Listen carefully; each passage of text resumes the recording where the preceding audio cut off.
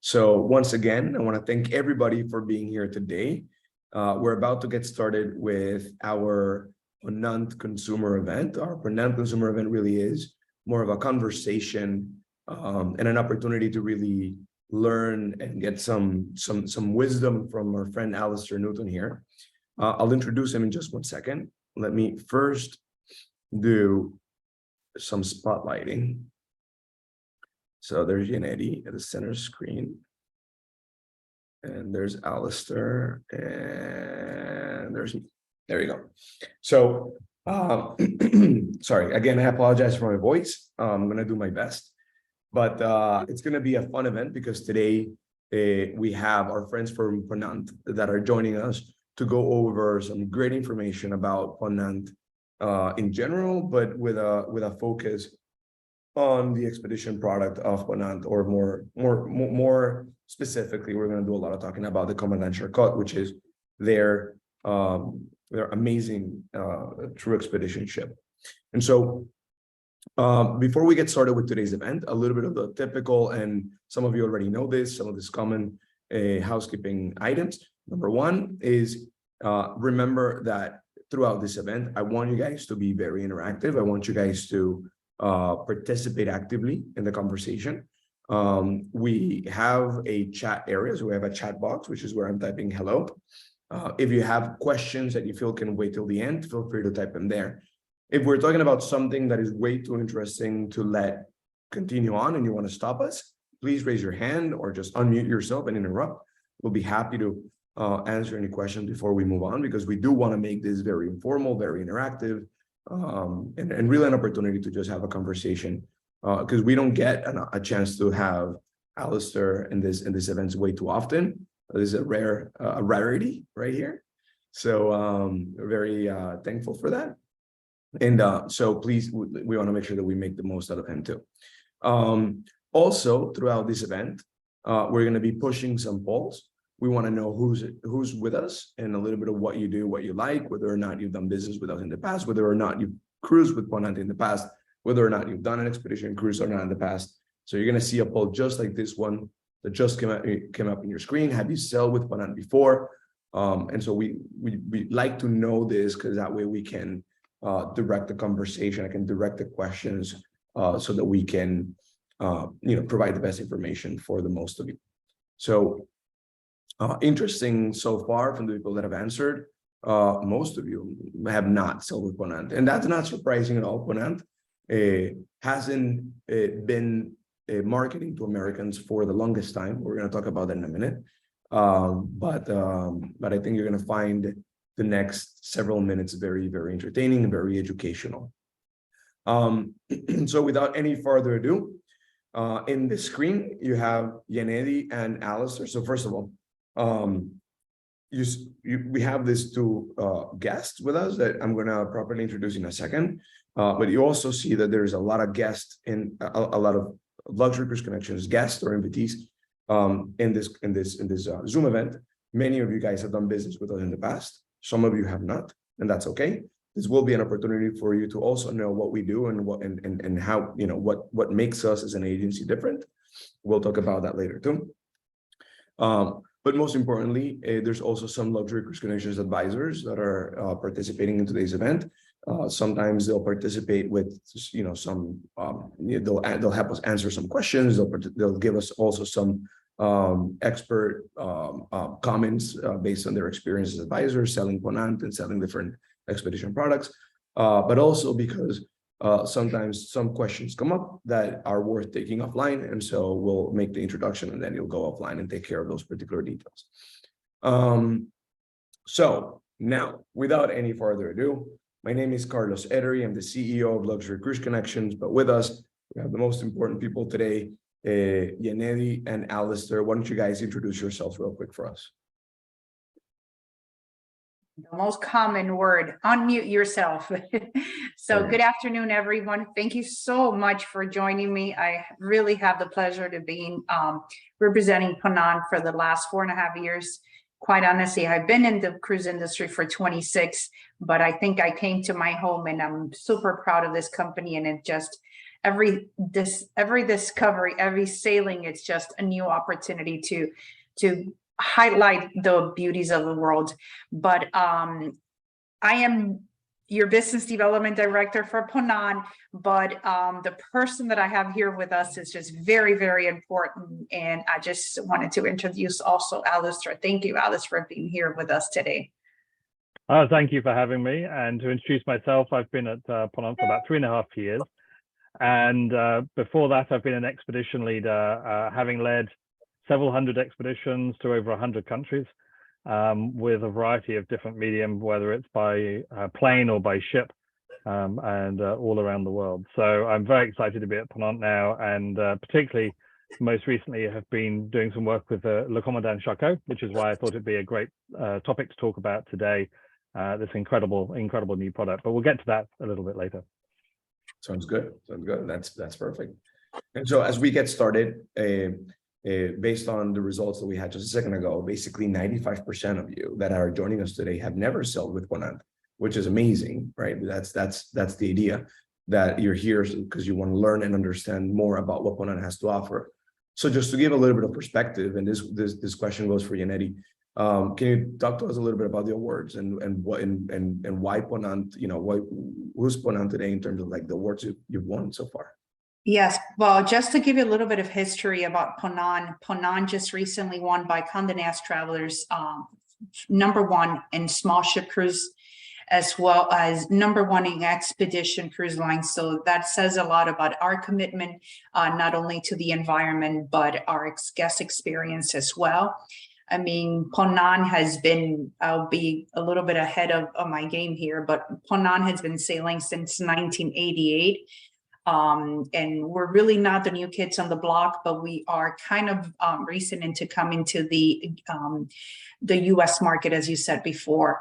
Our ships had been previously chartered by very high-end, very reputable land companies such as Adventures by Disney.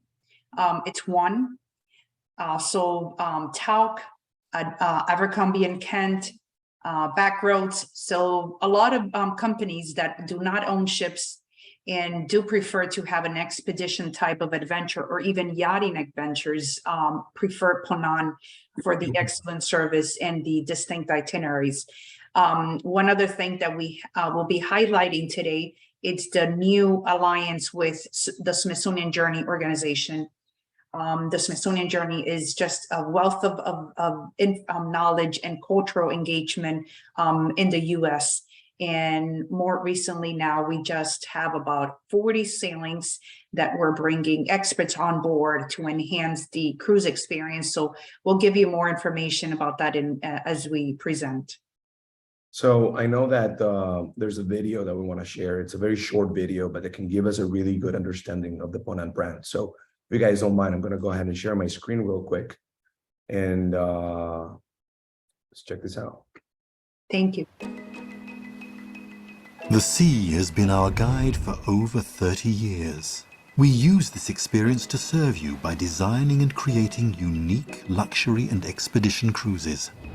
Voyage to all 4 corners of the Earth, from the glaciers of the Antarctic to the lagoons of the Pacific, from Caribbean beaches to the shores of Asia. Discover a world you never knew existed.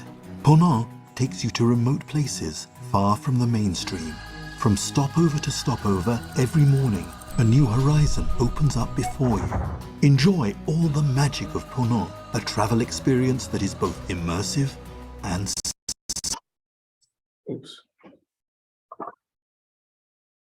Oops, I'm sorry. 1 second, let me try that again. Let me try that again. Wow, wait, try that one more time.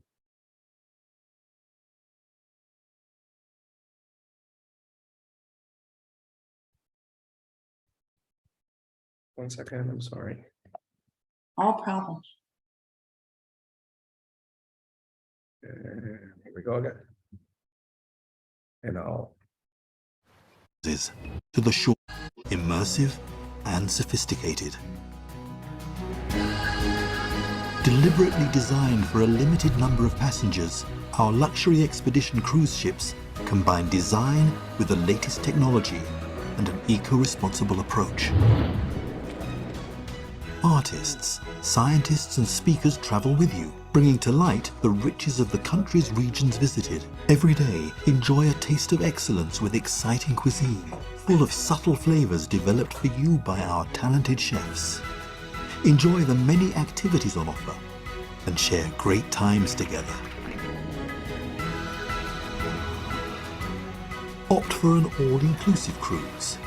Let us guide you and savor the pleasures of a voyage returning with memories of a lifetime.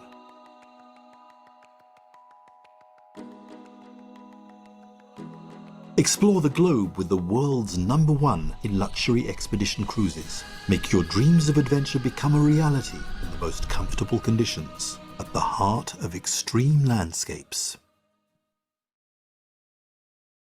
Beautiful, beautiful, beautiful.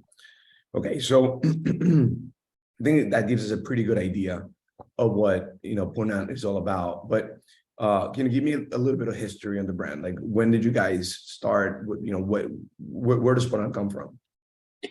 Ponant, it's a French cruise line. It's still owned by the Artemis Group, and the Artemis Group is owned by Francois Ponant, along with many other brands such as Dior, Yves Saint Laurent, Christie's Auction House, and Chateau Latour, Puma. Oh my!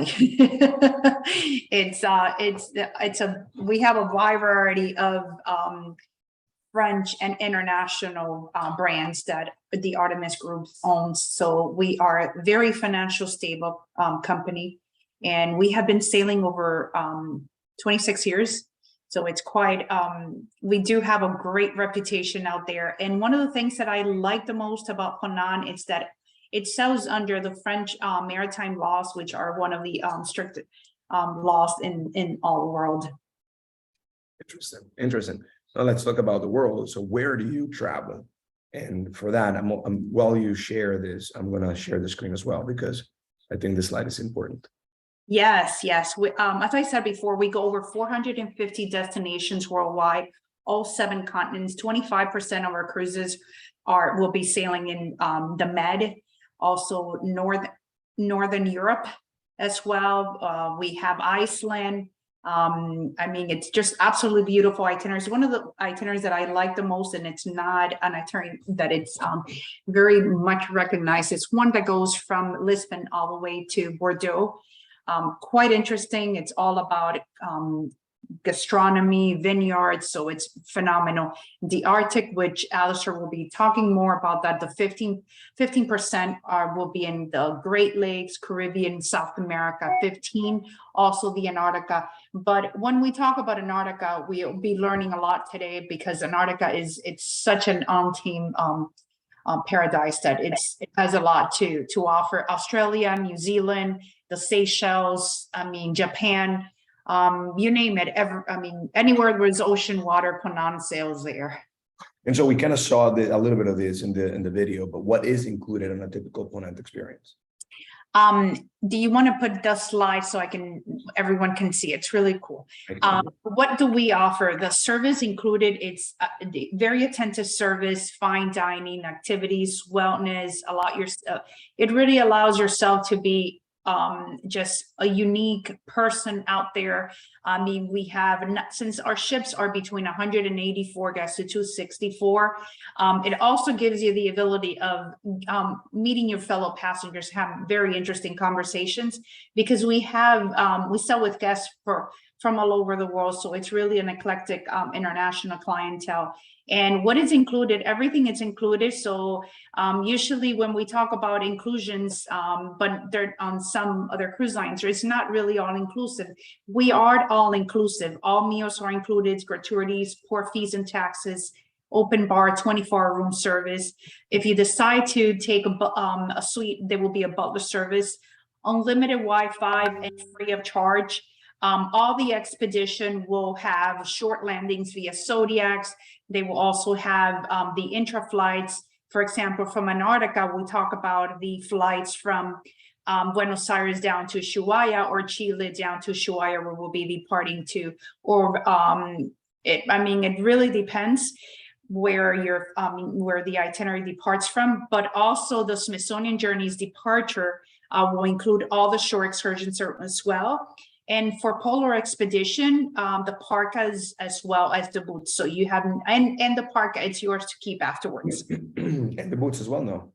No, the boots, no. The boots are actually They're very heavy and big. No, I get it. They're heavy. And one of the things I like the most about, and Alistair, you can talk about this, is that they are contaminated before and after landings. Yeah, yeah. And I'm sure Alistair is gonna talk about that. But Yeah. guys, just so you all know, Smithsonian Journeys, those are what Yanedi was talking about earlier, about this partnership with the Smithsonian that is amazing. Mhm.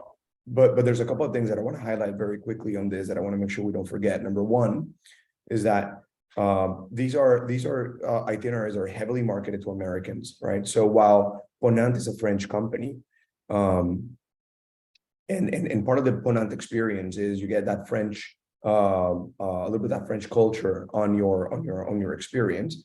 You're going to see that announcements are made both in French and in English. You're going to see that you're going to a typical Ponant journey. You're going to have a very international crowd. Yes. You're definitely going to see some French on board. But those Smithsonian journeys, particularly, are heavily marketed in America. Those, Yanni, correct me if I'm wrong. Yes, they're actually only marketed to the U.S. clienteles. And maybe it could be that we may have some Australia, New Zealanders, but quite honestly, they're mostly US. And on other itineraries, we need to make sure that we already know that more than 60% of our passengers come from the US. We have been expanding quite a bit, and hence the reason now we have 12 ships, 13 ships coming, so it's quite, we're expanding quite a bit, and we're getting more and more groups from the US sailing with us. It is remarkable, the service is remarkable. When you feel at home, I usually do a training, but I just tell you, it's luxury, understated luxury, and it's very comfortable. So it's not pretentious, nothing like that. It's just you feel at home.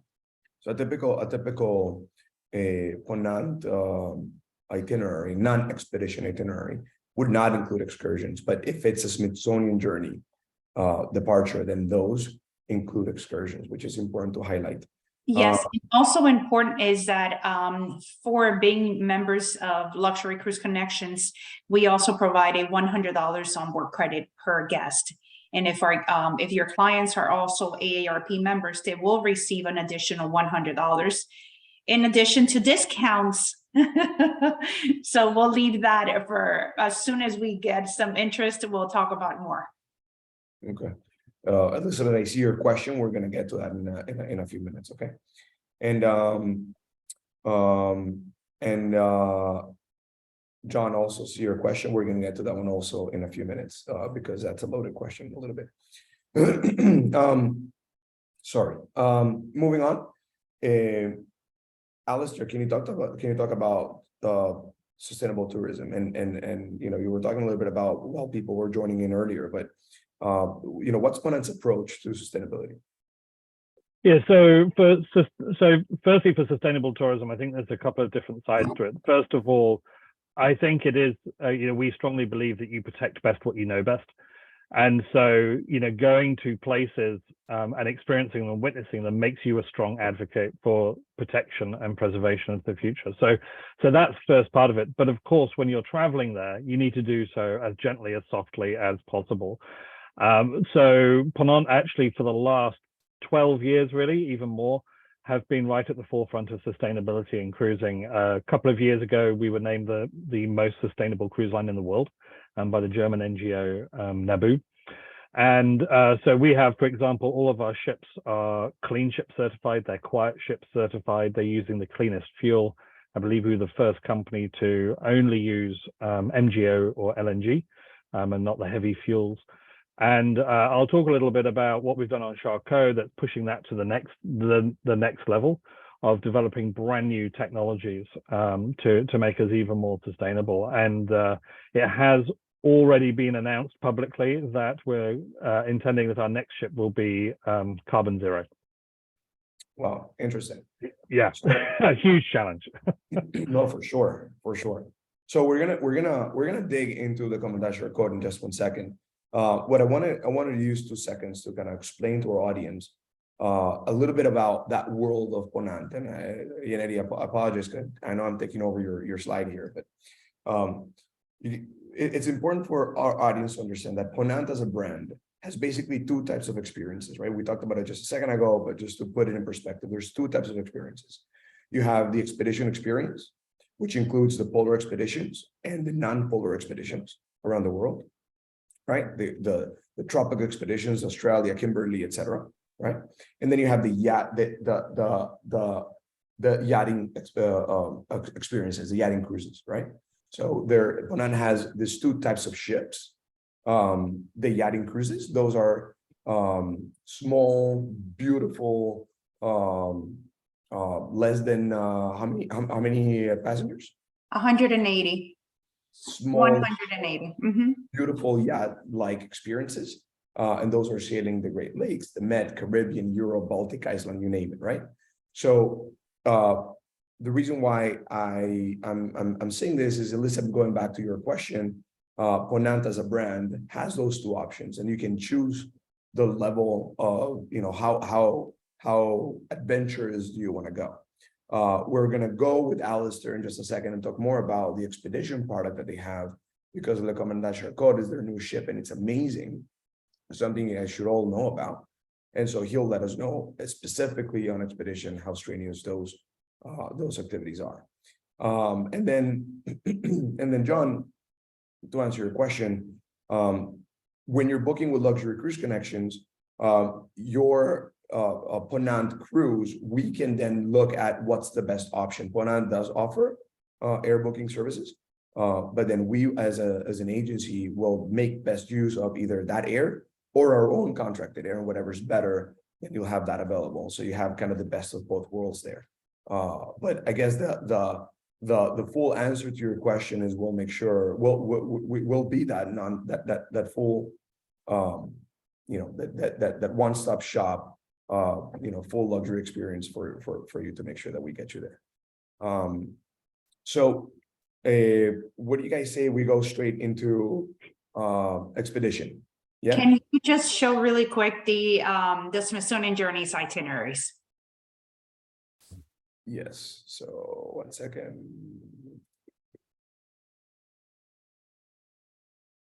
1 second. 1 second. Sure. Yes. Okay, so let's go over that real quick.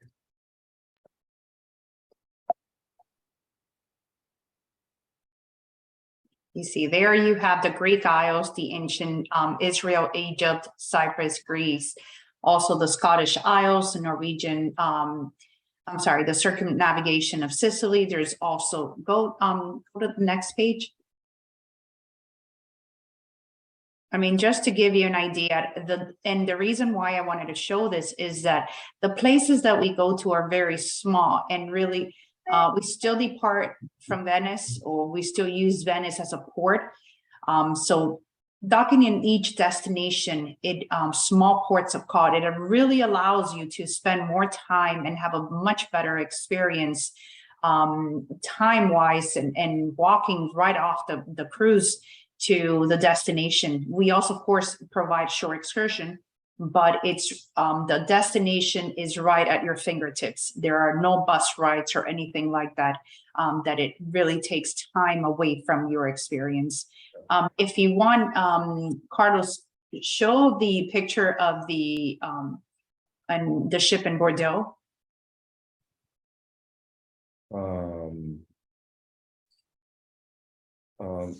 Let me see if I can get to that one, but this No problem. Share.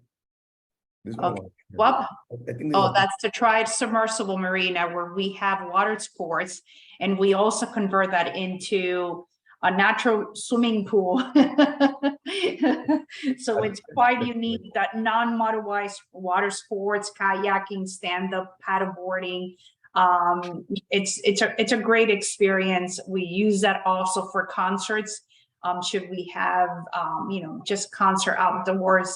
So we do a lot of different activities, and you have right there, it shows the infinity pool there. And if you want to show the other, The ships are beautiful. exactly, that is the underwater eye. It is an underwater eye lounge that you can hear the ocean from 3 miles away. So any sea life that comes around, that goes around and goes through by there, you'll definitely see it. It's very zen. It's a bar, but we do not allow any shakers or blenders, so it does not interfere with the sound of the ocean. It is a magnificent place to experience. Just beautiful, beautiful ships. Yes. Beautiful ships. No, it's absolutely fantastic. And then you can. No, what I was going to say is what I like the most about what you were sharing earlier, Yanedi, is the fact that, when I travel, like I'm already, I've been grateful, I'm thankful that I've been able to travel quite a bit. And when I go to some places, I don't want to be just one more tourist. I like to go to more authentic destinations, right? If I want to go to Greece, I don't want to go to the same islands that everybody goes to, where there's over tourism. There's hundreds of people coming up and down and taking 1,000 pictures. I like to go to those less discovered places that, that just offer a little bit more of an authentic, both cultural and just a more authentic experience overall. So I definitely want to stay within our schedule. So I want to let Alistair kind of take over the presentation and share your screen. Fantastic, thank you, Carlos. So can I just confirm you can see my my screen there? Yep. Perfect. Well, so I want to talk about Le Commandant Charcot. She's our latest ship, and she is like no other ship on the planet. She's the world's only luxury icebreaker, and I was recently sailing with a captain from the US Coast Guard who described her as the most beautiful and powerful ship in the poles, and that's of any type. So I did just want to sorry, hang on, I'm accidentally not, there we go. So one of the key things about polar cruising is there's a lot of new ships out. There's a lot of discussion about strength of ships. What does that mean? A lot of companies are saying we have the strongest ship in the world, the highest ice class. It's all very confusing. So I just wanted to kind of explain that very quickly because it's a really key part. All of our sister ships, our explorers, are all capable of sailing in broken ice. We've been using them in Antarctica and in the Arctic for years, and they can dock on the edge of the ice. They're fantastic for cruising on the peninsula and up in Svalbard. A lot of those newer ships that have just recently come out, whether that's Quark, we've got Scenic, Seabourn, they're all PC6 ships. So a little bit stronger. They can sail through young ice that's about 2.5 feet thick, and they can sail through that, but slowly, and that ice has to be ice of that year. We've got a couple of companies who've got ships with a PC5. This means they can sail through ice that's about 4.5 feet thick. Again, young ice. Then we jump to Charcot. Charcot can sail through 9 feet of ice, and she can do so pretty speedily. I've been on board when we've been doing 10 knots through that, and that can be multi-year ice. But the thickest ice she can go through is 45 feet. So that gives you an idea, 10 times the amount of ice of any other passenger vessel. And not only that, she is actually the most advanced ice-breaking vessel in the world today. The US Coast Guard is just on board because they don't have anything as strong. We were assisting the Norway's most powerful icebreaker as well because they're nowhere near as strong. So she is actually the most capable ship in ice. Now, the reason I want to mention that, why it's important, because it's all about where it can take you and when it can take you there. And that's the key difference about Charcot. We touched on sustainability. Traveling in these very, very delicate environments is, of course, a key topic. And I just wanted to highlight a couple of quick technologies. We've got the very latest engines. These weren't actually even in production when we installed them in the ship.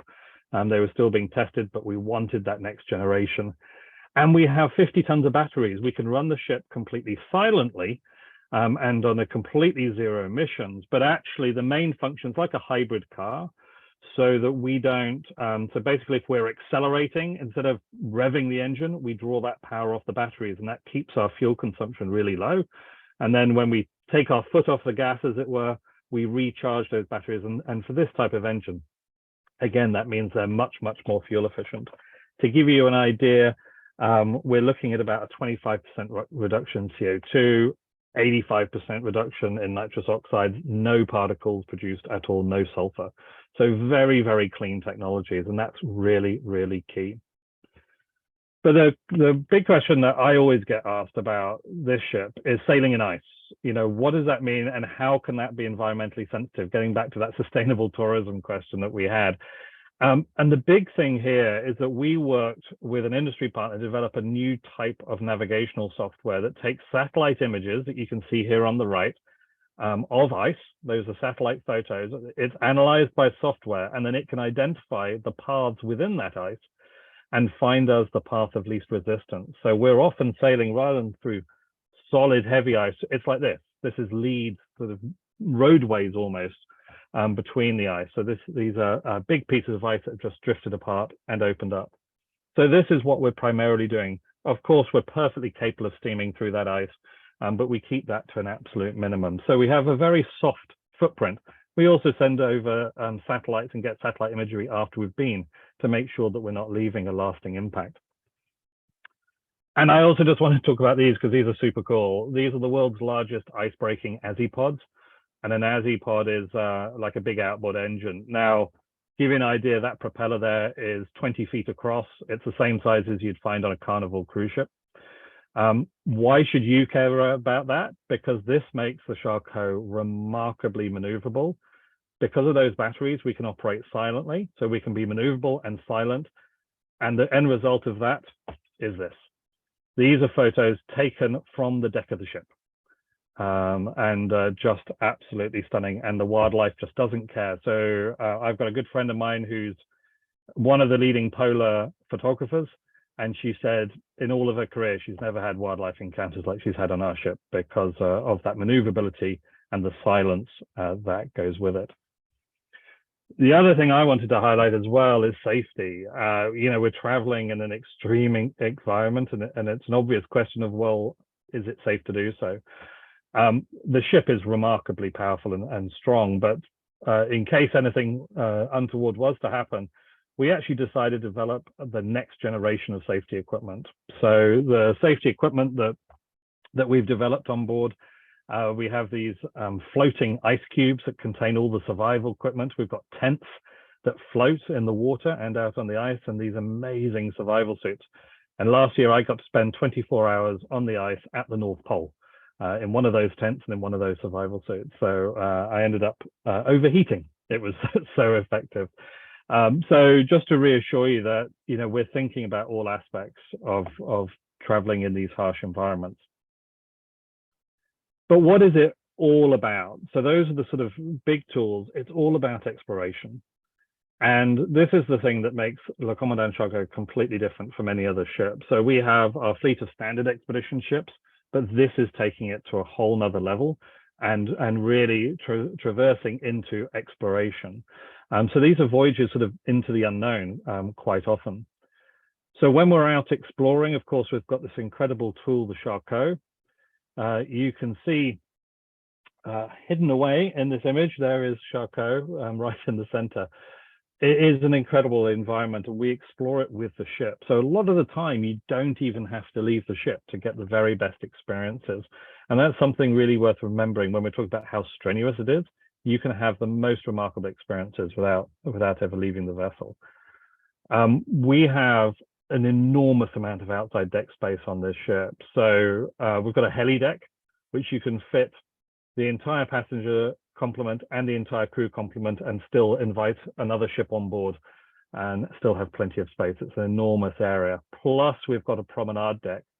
Now, one of the neat sustainable technologies is we recycle waste heat off the engines, and we heat all of the decks, including all of the balconies, with recycled energy. Now, the reason that's important, it means you can walk around the deck with no ice and no risk of slipping.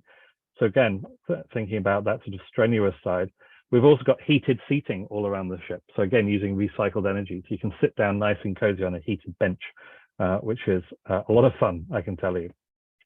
So this is kind of what it looks like out there amongst the ice. Just beautiful, beautiful ice scapes, beautiful light.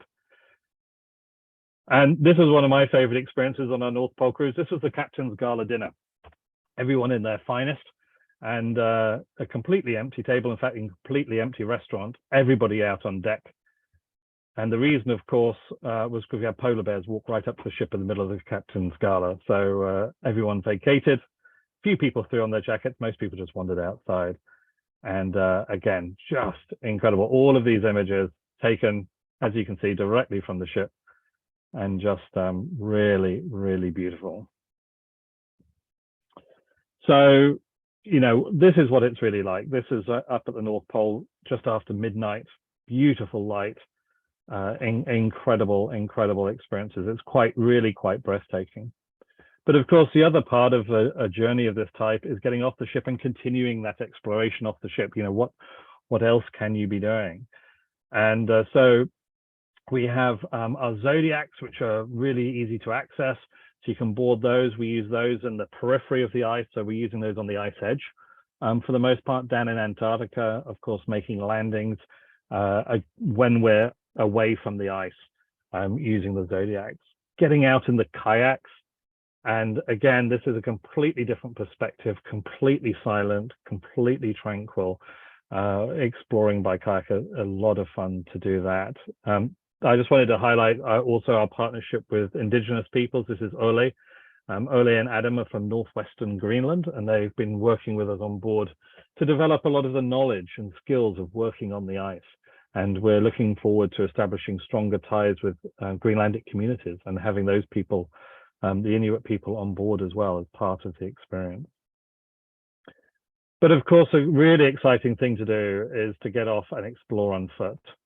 And this is an image that's about 10 days old. Nobody has seen this yet, so you're the very, very first.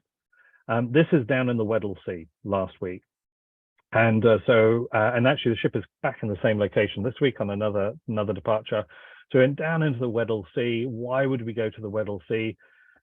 Docked in the ice. We actually had a 2-mile hike, so much longer than we normally do, but there was a very special reason for doing that. And that was, we were the first ever people to hike from a ship to the Snow Hill Emperor Penguin colony. And so all other people who've gone there have had to go by helicopter and have very short visits. Because we did it this way, we were able to walk in, get close enough that we could walk in, see the emperors, and see the emperor penguin chicks. And one of my colleagues was there for 6 hours in the colony. So an incredible, incredible experience, and really like no other. So as I say, these images are hot off the ship. I received them yesterday, and so we're really excited and hoping to be able to take our guests this week back to the same location. Hold on. Yeah, This is important. I mean, we've talked about expedition in other presentations, other Q&As, other events that we've had, other Q&As that we've had before. But we know that getting to see king penguins, it's a possibility, right? Yeah. Somebody asking about South Georgia Island, and that's usually what you want to see. But if there's very little amount of people that make it to Antarctica, and there's even less amount of people that get to see emperor penguins. And even if you are on an expedition ship that has a helicopter that can take you deep enough to see emperor penguins, you're just a minority within that ship. Yeah. So what you're saying is your ship can actually go deep enough into Antarctica that you can actually walk to see the emperors. Exactly. Yes. So we were able to take everybody. We were able to take everybody to the emperors. Wow. And not have that time pressure of, you've got a short window because they've got to ferry people back and forth by helicopter. So yeah, absolutely remarkable. First time it's been possible, but it was only possible because of that navigational software, which found us a path, because there's a type of ice called fast ice, which is attached to the shore, which is very, very ecologically sensitive, and we don't ever break that. So we had to work really hard to find a pathway around that protected the ice, protected the penguins, but gave us the access where we could get within walking distance. Wow. So yeah, so it was pretty remarkable. Worth the highlight for sure. Yeah, yeah. And again, we got some wildlife photographers on board who are professionals, and they said one of the top 3 experiences in their entire career. How big is that penguin that we're seeing in the picture? These guys, you know what, I'm trying to remember. It's been a long time since I've seen them. They're a little bit over a meter. I think we'll say about 1.2 meters. So they're a pretty big animal. And they're one of only 3 true Antarctic penguin species that actually breed in the deep Antarctic. Wow, very cool. Sorry, didn't mean to. Yeah, no worries. So also what we found with the ice capability of Charcot is the ability to work with communities. And I was talking about, you know, this ice capability and what that means to you as a passenger. So this is the community of Itokotomiat, which is in eastern Greenland. And nobody has ever been to Itokotomiat in so April and May. And the reason for that is there's ice and nobody can get in there. The supply ships can't get in, no passenger vessels can get in. But for the people, this is their sort of the best time of year because the ice is still there, they're hunting on the ice. And this is a time that really defines their culture.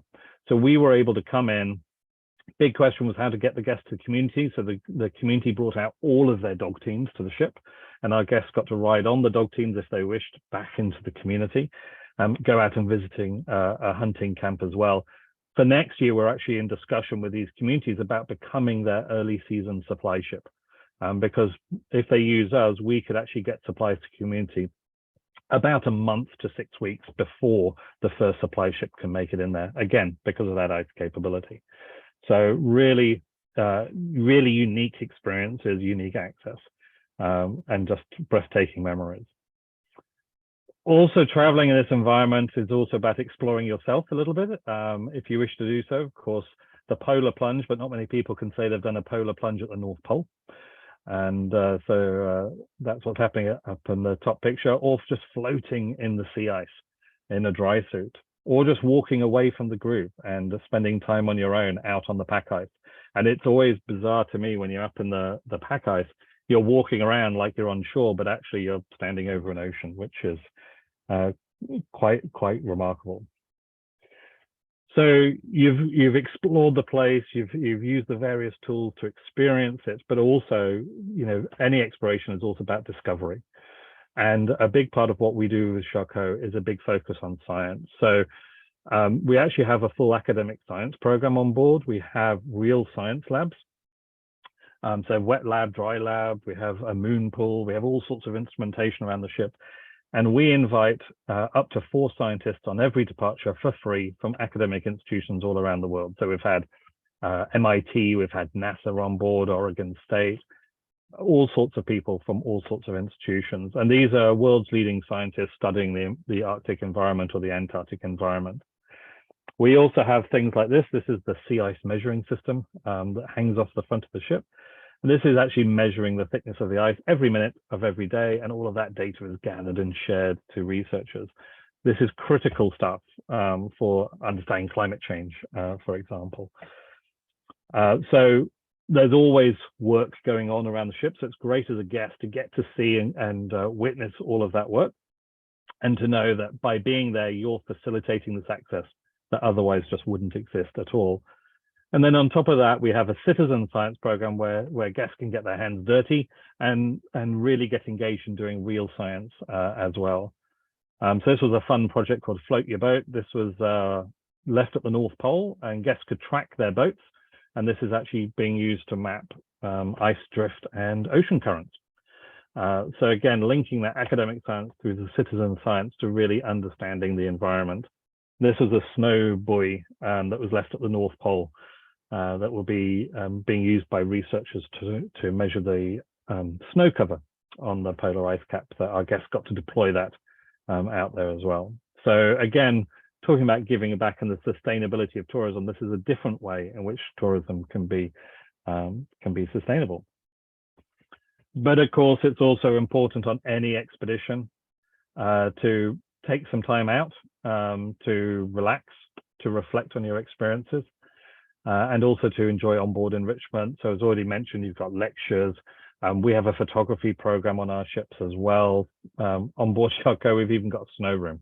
You can go and sit in the snow after taking a sauna. So just quite fantastic. And of course, a fantastic spa as well, and the pools that have already been highlighted.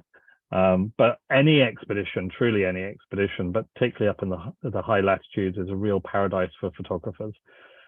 Just the light that you have to work with, and having photo instructors available is just a fantastic opportunity.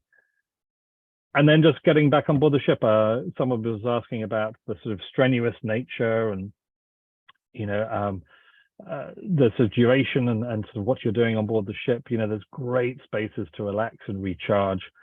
And we've got our lecture theatre, which is of course a real hotbed, the restaurant, and the observation lounge up on deck 9. That's just really a fantastic place to enjoy that exploration by the ship.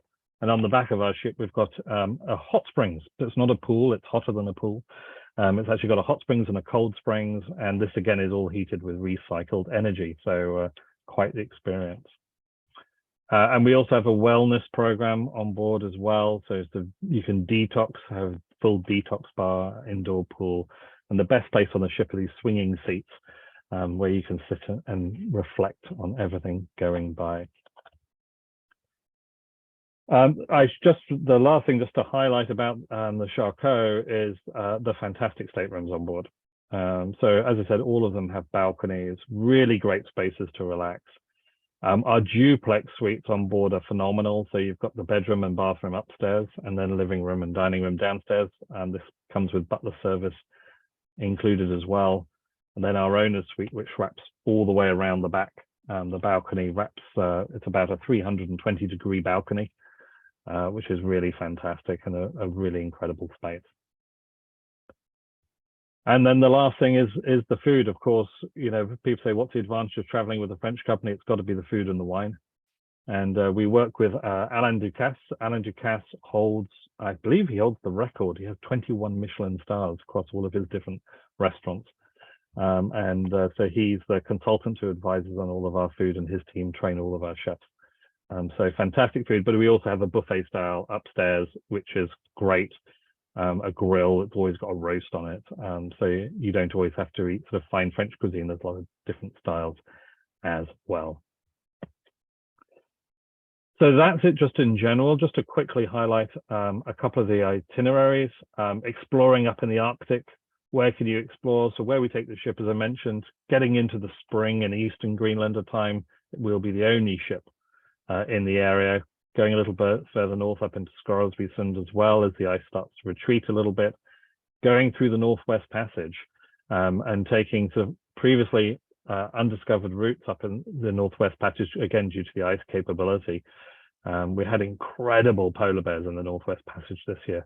And of course, getting up to the geographic North Pole. For me, that's been a real highlight. I've managed to get there twice over the last 2 years. And then down in Antarctica, this last year, this is worth pointing out, we set the new world record of the furthest south of any ship in history, which was quite fantastic, 78 degrees and 44 minutes south in the Bay of Whales. So that was great. The US Coast Guard, we actually didn't know about this 2 weeks earlier, had tried to set the record, and we pipped them just as it turned out. So these are some of those itineraries on Charcot. The big thing to point out is in our Antarctic programs, we're always going south of the Antarctic Circle. I think I'm right in saying we're the only company that every single departure is south of the Antarctic Circle, even when we're operating in November. And then we also have some of the... Is this only on the Charcot or on all of them? So it's only on Charcot that all of the programs go across the Antarctic Circle. On the other ships, they'll typically have 1 or 2 sailings, but because of the ice, they'll be much later in the season when the ice has retreated. With Charcot, we're always able to push through the pack ice for that. You know, we go down into the Weddell Sea. I just highlighted the emperor penguins. The other big part of the Weddell Sea is the Larsen ice shelf, this iconic ice shelf that's produced some of the largest icebergs in history, sort of 100 kilometers long. So what's that, about 55, 60 miles long, a single iceberg. And so it's an incredible place to travel, and quite different from the western side of the Antarctic Peninsula. And then we've also got a semi-circumnavigation that goes down to Scott and Shackleton's huts in McMurdo Sound. So again, a lot of history and history of exploration in Antarctica as well. So I think that's everything I had to talk about. Hopefully that's generated some interest, some questions maybe. And I'll turn off my screen share. We do have some questions, several of them actually. So let's see. And thanks, Robert, for the feedback. I love it. All right, so let's see. So let's start with David. For Antarctic expeditions, what is the duration of a landing? How long are you how long are you on shore for? And how many landings per day? So yes, that's a great question and absolutely the right question to be asking. So it honestly, it really depends. So something that's actually changing in Antarctica right now is that it is becoming a busier destination. And what that's meaning is that there's more ships trying to visit the same number of landing sites. Particularly with Charcot, we're completely separate from that because we're operating in different areas where the other ships don't go.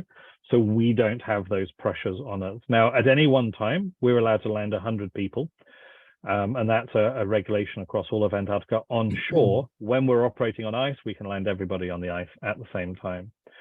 So what we do is we don't try and rush. We don't try and necessarily cram in the maximum number of landings because then you're just trying to go through a little bit of a meat grinder. What we want to do is produce really incredible, memorable experiences and have as long as possible on shore. The exact duration, that's really going to vary. But what I will say is in almost all circumstances, all cases, we will be there longer than people want to stay ashore for. So we're right at the end of the landing, we'll have the last handful of people who are like, okay, yeah, I'm done. But it's almost never do we have a landing ending and people going, oh, I really want to stay longer. We always make sure we're staying long enough for that. So it's a slightly vague answer, but it really does vary that much. Alistair, I also like to ask you some questions. I know we're working on a program that it's going to be kind of spending more time or overnighting in Antarctica. Do you have that? Yeah, so what we've discovered, particularly with the Charcot and the type of voyages, is we're still in the process of kind of refining. And what we've really found works well is to go somewhere and stop. So for example, when we go to the North Pole, we stay at the North Pole for over 24 hours. Nobody else has ever done that. When we go down into the Weddell Sea to Snow Hill, we're actually turning up the day before, we're scouting out all the conditions the evening before, and then doing a full day landing the following day. So again, not rushing, having a really in-depth experience and taking time with it. And because of the ice capability of Charcot, she can move through the ice much quicker than other vessels, which gives us that freedom. Yeah, for photographers, for example, being able to stay, off the ship for a longer period of time gives you that flexibility to really take amazing pictures. Yeah, absolutely. And so if I can just say that, so on board Charcot right now, we have Cindy Miller Hopkins, who was, let me get this right, the founding president of the American Natural History Photography Society, I think it is. Something along those lines. So she's working for us on board as a photography instructor. We've also got Sue Flood, who was producer on Blue Planet, Frozen Planet, programs like that, who's working on board for us as a photography instructor. And Ian Dawson, who's an amazingly talented photographer, also working on board as a photography instructor. So we have a real emphasis on photography. We've got some real skill and talent on board to really help serious photographers learn and develop and take the very best photographs, whether that's on board or ashore. Cool. Marjorie was asking, does the 5% discount include Paul Gauguin? First of all, can we answer about that 5% discount? What does that mean? How does it work? The 5% it's taking off the cruise fare, and Who's eligible for the 5%, first of all? everybody. Everybody is, yes. And also the $100 onboard credit. The $100 onboard credit, it's really for the spot. Because everything else is included. And does the 5% discount also include the polo gun? No, It does not. So No. okay. The commandant share code, yes. yes, Okay. yes. Judy was commenting, I'm booked on your Ushuaia to Dunedin expedition, but I'm still nervous about COVID protocols. What are your ongoing protocols? Thank you. And so I didn't quite catch the question. Nervous about what specifically? COVID protocols. What are you? Oh, COVID protocols. Yanetti's probably more up to date than I am on the COVID protocols, I hope. Yeah, probably. Yeah, we haven't really had any issues. But the important thing is that we have a full hospital on board, pretty much, with a doctor, with a nurse that are in service 24 hours.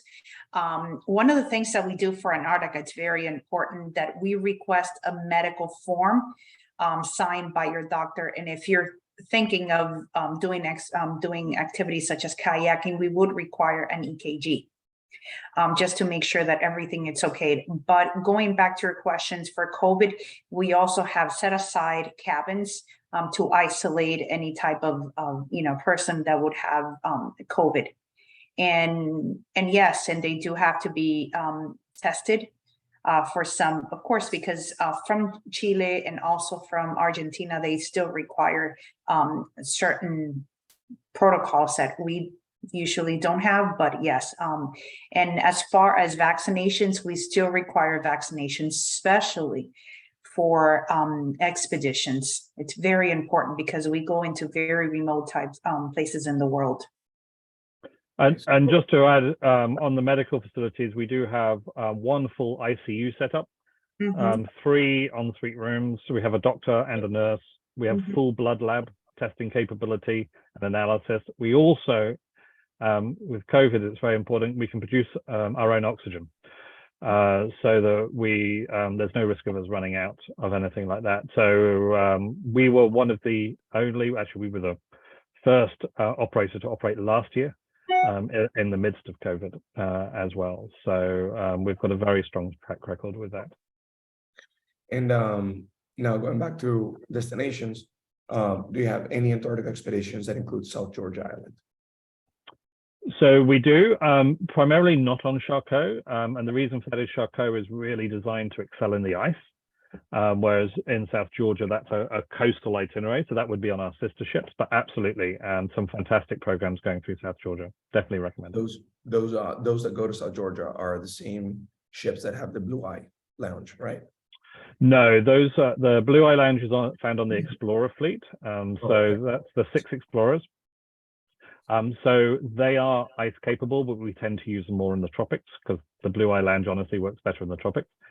But the sister ships are really polar specialists as well, and they're the ones that go to South Georgia.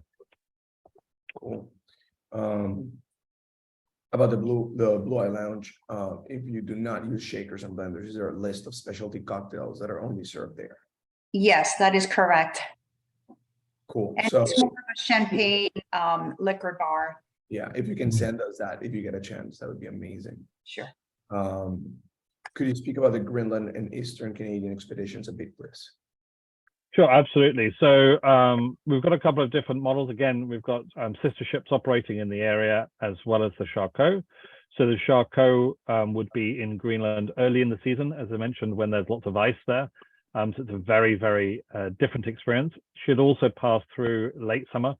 I was in my North Pole cruise, finished in Eastern Greenland, then in Reykjavik, and then the ship continued on into the Northwest Passage through Eastern Canada, of course. And then we've also got, as I said, our sister ships. They operate more down into Western Greenland. So getting up into Kangerlussuaq, for example, Disco Bay, and then heading over into the Canadian Arctic. So some great experiences up in Nunavut. The big thing I would say is if you're considering the Northwest Passage, we do operate on both types of vessels. One big thing about the Charcot, which actually is great for us to have in-house, is that while the ice is generally getting thinner and retreating, periodically there's been big flushings of ice off Greenland that have blocked up the Northwest Passage, most recently just a few years ago. And of course, the Charcot is able to open that door if necessary. Whereas about 3 or 4 years ago, I think the entire season for everybody got cancelled because nobody was able to get through, which of course was very disappointing for everyone involved. But Right. really great destinations. How new is the Charcot? So say again? How new is the ship? It's like The ship has just celebrating 1 year anniversary. So she is brand new, still has new ship smell. cool. David, I hope that we covered your question on photography. Let me know if you want us to dig more into it. Okay, I'll be happy to come back to it. Robert Dice. Okay, you convinced me. Where do I sign up? Fantastic. Did it. Have a take care. Tom will reach out. I'm so sorry, I'm losing my voice. That's okay.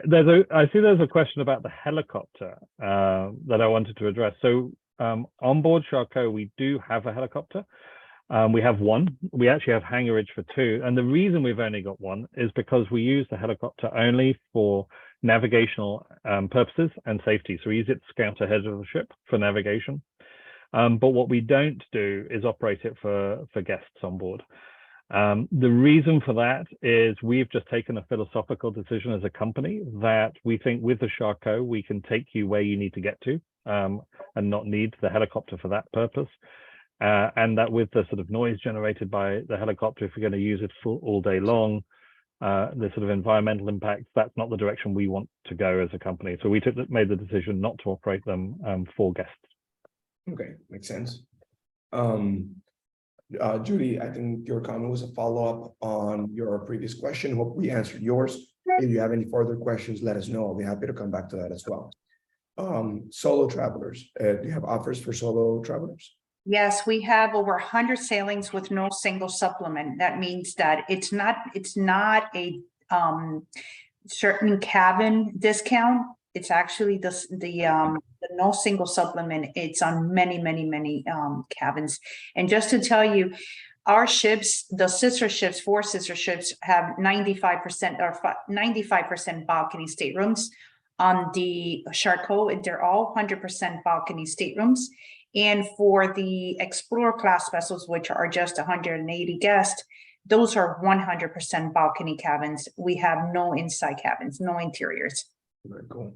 And that would be perfect for, even if it's just, maybe 2 sisters traveling together and they want to have their own cabin. We have the ability of just not charging them for that. And there's a person who asked, Alvian, if the sister ships have a polar class hull. Yeah, so to answer that, so they've got a ice class 1C, which is a very strong hull. Because of the change to the polar class came in just in the last couple of years. And so that's why ships that are launched in the last couple of years are now under the polar code and the polar class. That's where you get the PC 7654321. Ships that are a little bit older, even just 3 years older, will be under the older system, which is why, as I say, the sister ships and actually the Explorers as well are all 1C. So very strong, very safe. To go to Antarctica, do you require supplemental insurance plan or proof of financial accountability for your polar cruises? I guess not just Antarctica, either North Pole or South Pole. Do you require? No, just we require the insurance. And we do sell insurance as well, or the passengers can take the insurance. No, that's not necessarily. Okay. Going back to COVID protocols, Judy, hopefully Ianetti's answer on requiring testing and vaccination, hopefully that would appease you regarding not getting it. Obviously, nobody can guarantee anything, but hopefully this helped put your mind at ease. And then clarification on vaccination. Do you require a booster, or how do you consider somebody being fully vaccinated, I guess? Fully vaccinations, they need to have the booster no less than 9 months. Okay. It cannot be less than that. And I know things are changing quite a bit, but as of now, that's what we currently have. So that's what we have so far. And Alistair, just wanted, since you were recently on ships, do we still require for our staff members to wear a mask? No, we do not. So that has now changed. But we are, so when we're doing the more remote itineraries, we do tend to have a slightly stricter requirement than you might expect. And that's just because of the remote nature. We're, as you are, we're very keen that people don't get COVID on board because of the remote nature of where we're operating. So, so we take a great deal of care and seriousness about that. And we have things like temperature monitoring stations around the ship. And we always reserve the right, if we have any concerns, to ask someone to isolate and then to bring in measures to make sure it doesn't spread if a case was detected on board. So we take it very seriously. Makes sense. Going back to David. David, there are Antarctica itineraries that do include South Georgia. It's just that they're not in the Commandant Share Code. If they're on the sister ships. And I should just correct, there is actually one sailing at the end of the season. So our last sailing of the season on Charcot does come by South Georgia on the way back. So it goes down into the Weddell Sea and comes back. So if you did want to do that, you could. But yes, I would definitely recommend South Georgia combined with Antarctica. That's definitely the best way to do it. Excellent. Excellent. Sorry, was that on the Charcot or on a different vessel? The combined. So actually both. So all of our, I think I'm right in saying all of our South Georgia cruises would be combined with Antarctica. So if that was on a sister ship, that would be the norm. The Charcot, we only do that itinerary right at the very end of the season. And then that voyage finishes up in Montevideo. So it's kind of done on the way back from Antarctica. But during the middle of the season, we're operating that on the sister ships, going from Ushuaia perhaps out to South Georgia and the Falklands first, and then dropping down to the South Shetlands and down into the peninsula.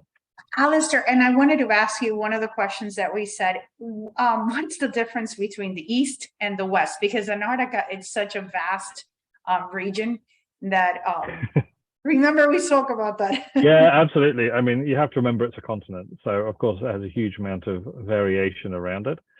The peninsula, the west side of the peninsula is where 95% of the ships are operating. Most of those are operating north of the Antarctic Circle. So in quite a small area. It's spectacular, it's beautiful. There's really some great sights to see all around that area. Once you get into the Weddell Sea, as I mentioned, you're heading sort of off the beaten path. In the Weddell Sea is where you get the tabular bergs. The tabular icebergs are incredible.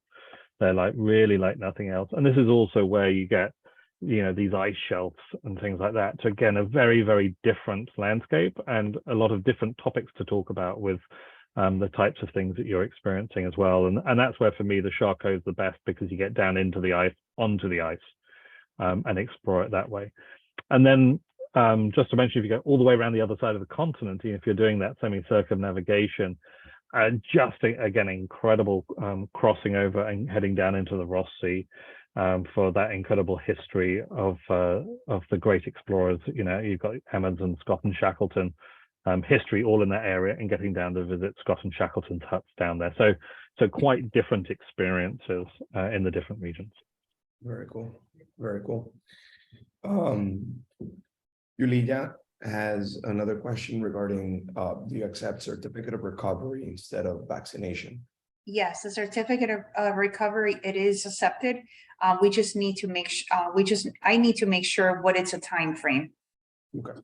Yulia, we'll take your question offline. I'm going to ask somebody from our team to reach out to you directly, and we can look into what specific itinerary and those restrictions so that we can be more specific with you. Wow, what a great presentation. I mean, I thought I knew a lot about Ponant and the Commandant Share Code, but it seems like there was a lot left for me to learn. Very cool. One of the most amazing things for me out of this presentation is the fact that you can actually get to see emperor penguins. I mean, I don't think people understand how unique that is. I mean, the only, like, nobody gets to see them. People go to Antarctica and very little, almost nobody gets to see emperor penguins. They're just very deep into Antarctica. So for me, that's very, very cool. And just your North Pole experiences. I mean, you know, how unique, right? I mean, talk about differentiators. I think this has been an eye opener for many of us. Very, very cool. I really appreciate it. And thank you very much for being with us, Alistair. You're very welcome. Does anybody else have any other questions? Is anybody wants to maybe unmute yourself and ask? David, did we find the right cruise for you? Almost. I just need to talk to somebody and get more information. I don't know whether that's with your organization or with Ponant or both. Yeah, of course. Well, we're definitely gonna have somebody from our team reach out, and then obviously we're great partners with Ponant. We work together, as you all know, well, maybe you don't know. So let's kind of touch on that for a second. We didn't talk about what's going on in terms of offers. We have an exclusive offer specifically for any sailing whenever you book with Luxury Cruise Connections. Something that you don't get if you book direct is that $100 per person spa credit, right, or onboard credit that you can use on any of your Ponant itineraries. But for those that participated in today's event, and anybody that you share this presentation with, anybody that registered for today's event is going to be eligible. Yeah, Nelly, why don't you say it? To receive a 5% discount, but I also wanted to mention something else.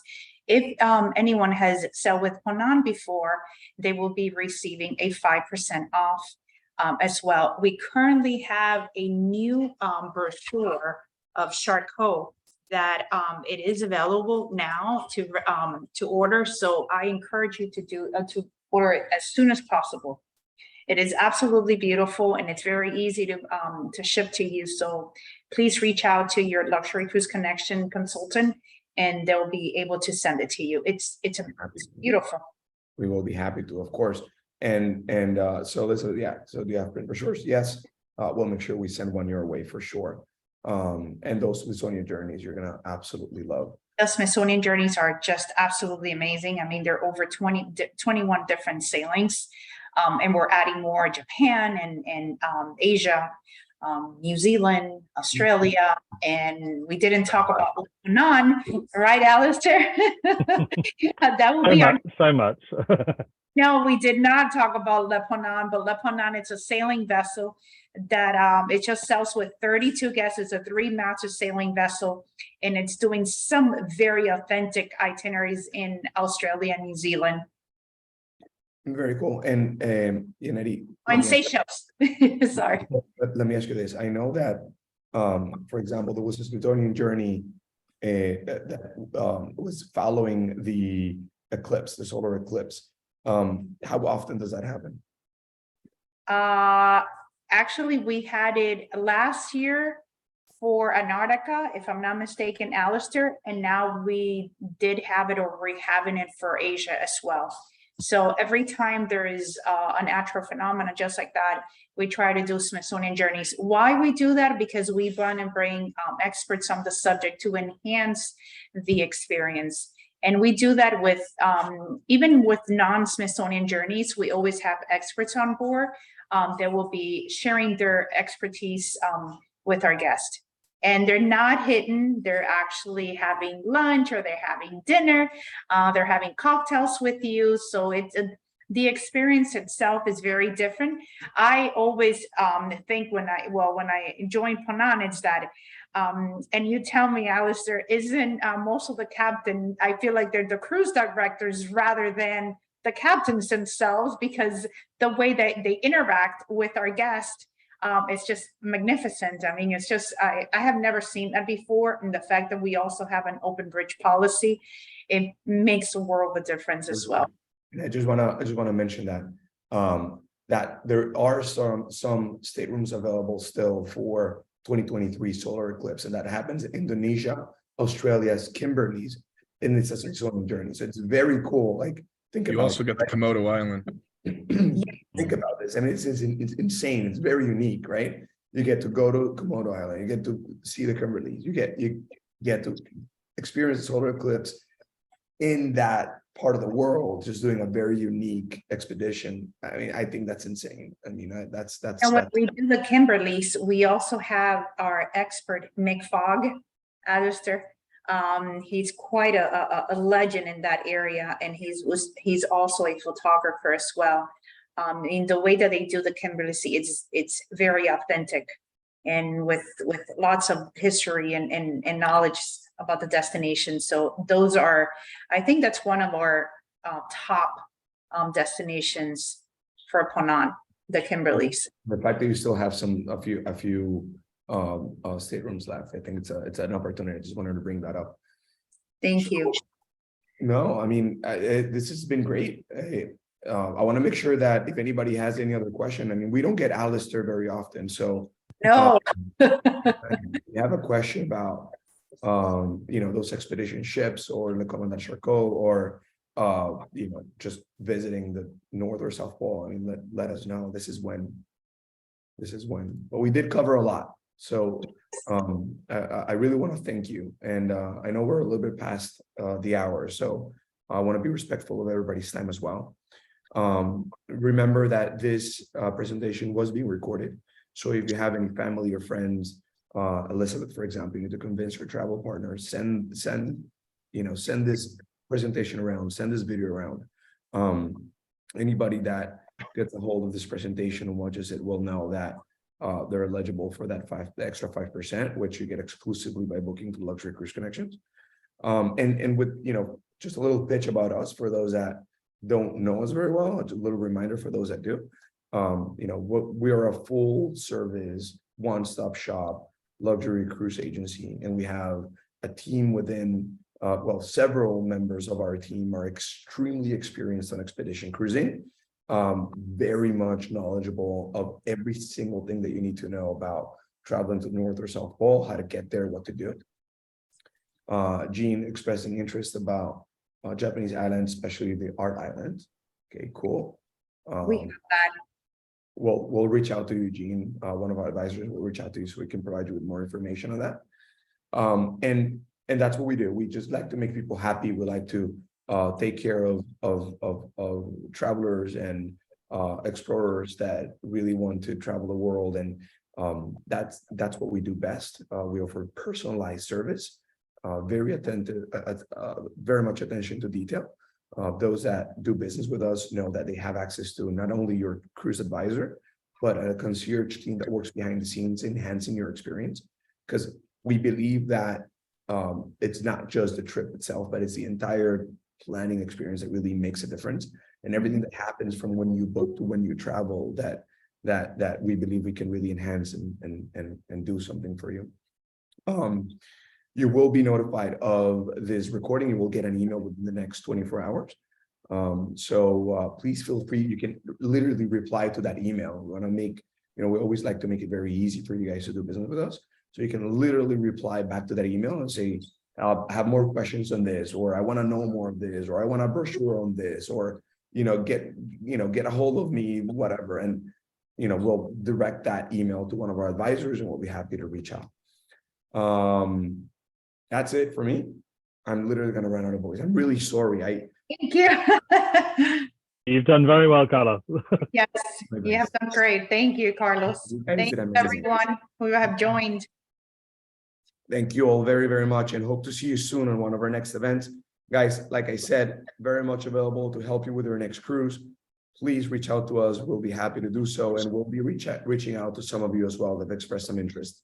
So thank you all for being here today, and see you soon. Thank you, Alistair.